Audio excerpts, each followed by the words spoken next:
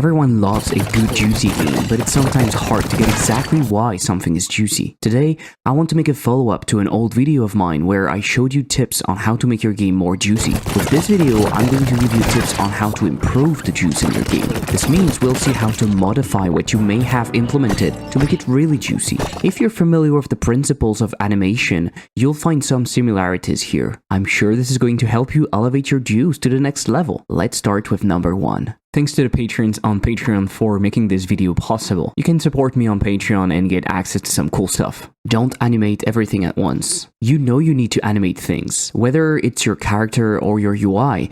A simple but very effective way to make those animations more punchy and impactful is to create offsets and hierarchy in your animation. To put it simply, don't animate everything at the same time. The simplest example of that is to look at UI animation. When you have multiple elements to show in a page, it's tempting to just show everything at once, but it looks blocky and very stiff. It's also hard to focus because everything is happening at once. It's like nothing is happening. To counter that, simply introduce offsets in your animations or effects. To guide you and the player, you can think in hierarchy. You show things from the most important to the least important. You could start by the title, show the stats, and then finally the buttons. It's not that the buttons are not important, but when you're showing the screen to the player, you're guiding them to the important part by showing it first. The buttons are shown last because it's the last action the player has to do. The first one being reading what's on screen, like the title and stats. Another quick example is an explosion. To make a great explosion, you need multiple parts.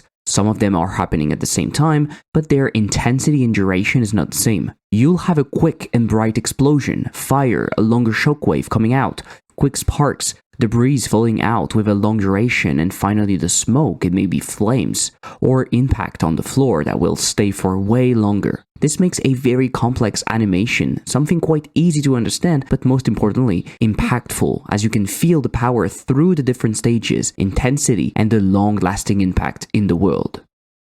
Create anticipation. To continue on what I just said, another easy way to make an effect more impactful is to create anticipation. It's a well-known technique in the animation world, as it gives strength and substance to an animation. It makes the animation feel more alive and interesting to look at. Anticipation creates a brief moment of tension that needs to be released. When it's finally released, the action feels even more powerful. You can see many examples in animations. Lots of characters' fightings are made like that. In games, Elden Ring is sometimes relying heavily on anticipation, maybe even too much for some people. This shows you it's not only a juice technique, but can also be integrated in part of the gameplay mechanic, as it forces the player to take this anticipation into account, both for its own attacks and the enemies. Shameless plug here, but I recently added anticipation in my own game Sslaxx. This is before, without anticipation.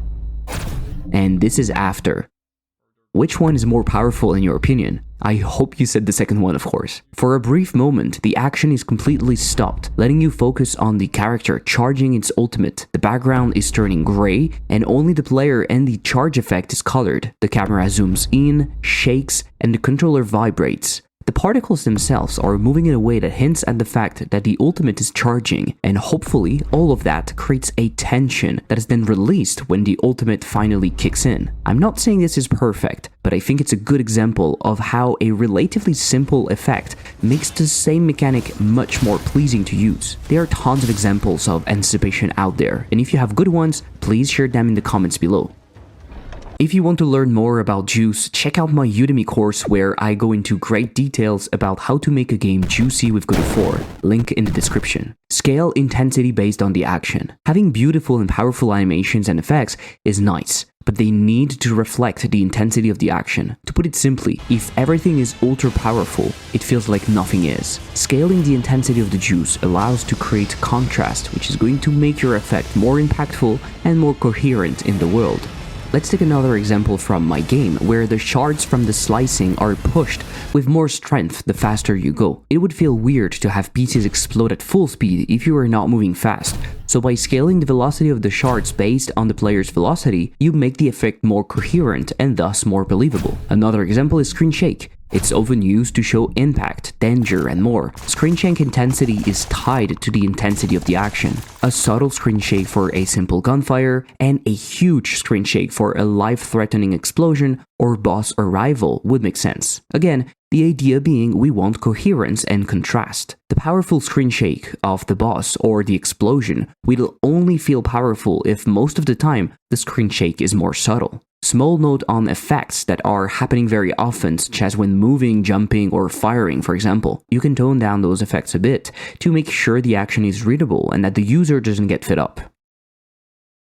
Add randomness. You're proud of your juicy effects, but players might get bored of them faster than you think if they're always identical. Not only that, it makes your game feel very stiff, predictable, and let's face it, boring. Quick note. If you're targeting a retro aesthetic heavily based on sprite sheets and stuff, it's totally fine to always have the same effect, as it's part of the aesthetic. So what do I mean by add randomness? Well, a simple example would be to have a slight offset in volume and pitch scale when playing a sound. You can of course make it even better by having multiple sounds.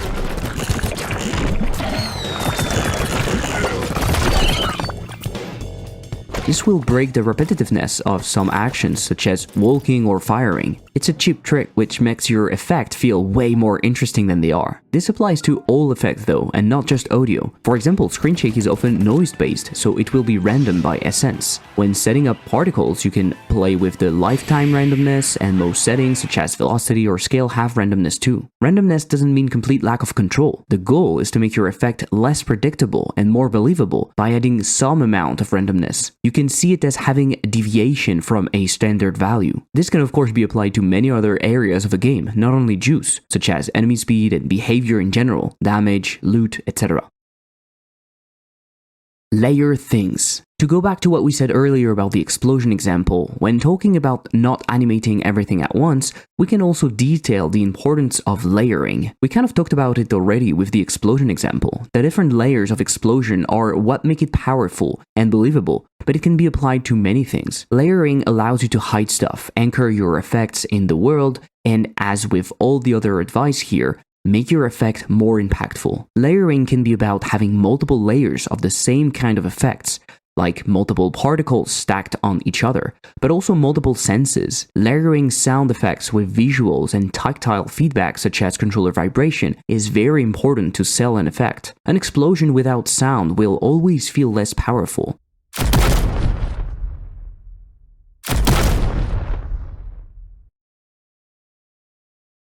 The same way an effect with just one particle will feel very cheap and can even feel weird and out of place. The layering process allows to create a blend of effects that create a more convincing whole. It doesn't mean you should stack the same effect multiple times though.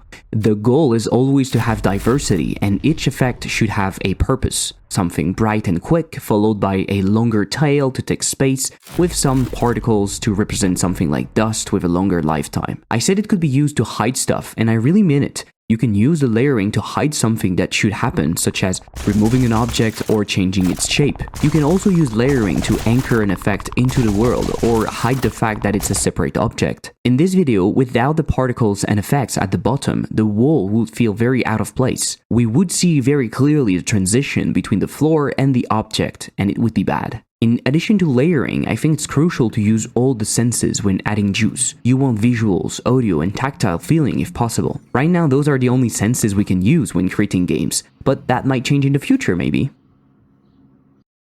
Bonus, break the rules. Once you understand the rules, you can break them. Play around with what I suggested, but feel free to explore and do what you want. Subverting expectations can be a very powerful tool. Removing all sound during a very strong effect can convey a much more different emotion. Imagine a chaotic scene full of noise, camera shake, and rumbling everywhere with a mother looking for her child. The scene runs for a while, and you feel the tension rising. The moment you find him laying on the floor under the rubbles, lifeless, all the sound is cut, and you can only see the realization on the mother's face, and her scream as she's feeling the biggest pain she'll ever experience. The contrast between the noise and the complete silence in a moment where you can see the scream and expect sound is incredibly powerful. Okay, we've seen a lot of things, so let's recap quickly. 1. Offset your different animations and effects. This will create hierarchy and readability. 2. Add anticipation. Actions are not immediate. Create tension by arming and then releasing your effects. 3. Scale the intensity based on the action. A bigger action requires a bigger effect. This creates contrast. 4. Add randomness. Modify your base values with a bit of randomness to create more believable effects. 5. Layer things like a cake. Stack effects to anchor them into the world and hide things beneath the complexity. Also, use all senses. And 6. Bonus point. Break the rules. Art is messy and rules are meant to be broken sometimes. Subverting expectations can make an effect stand out and be memorable. If you want to go further and learn with a concrete example, I have a course about game juice on Udemy. You'll learn what we are seeing here in more depth, and I'll teach you the techniques I'm using to make a game juicy with particles, screen shakes, tweens, etc. Use the link in the description to get the course and support my work. Let me know what you think in the comment, and I will see you in the next one. Bye!